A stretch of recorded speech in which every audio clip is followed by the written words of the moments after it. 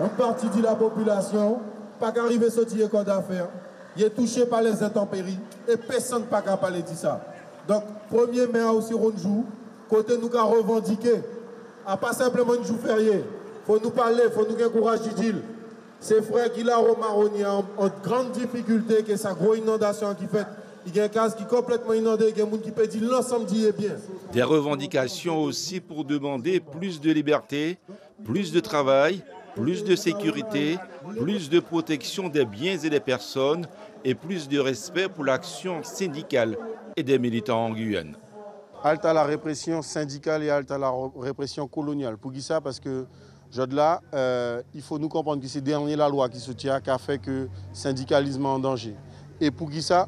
Derrière ça, parce que lors d'une manifestation, d'une grève générale organisée par l'UTG, il y a un militant de l'UTG Jodla qui est poursuivi par les tribunaux. Donc c'est quand même grave.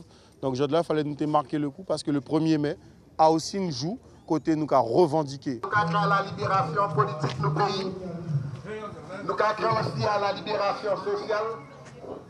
Nous avons surtout un peuple latin qui a brigade pour la libération.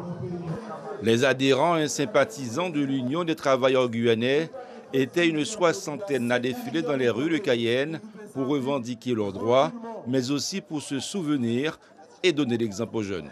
Le 1er mai, je me suis senti obligé, tous les 1er mai, d'être présent à cette marche. Parce que pour le 1er mai, en général, ce n'est pas une fête, on doit rester dans sa maison ou alors aller faire la fête. C'est une fête où on doit se rappeler ce qui s'est passé, parce qu'il y a des travailleurs qui sont morts pour nous permettre effectivement d'avoir des journées, des semaines de 38 heures. Et ça, on ne peut pas l'oublier. Les hommes se sont battus pour avoir des conditions de travail. Donc il y a des gens qui sont morts, il faut le rappeler. Donc moi, tant que je serai en vie, moi je vais marcher, notamment pour symboliser cette journée.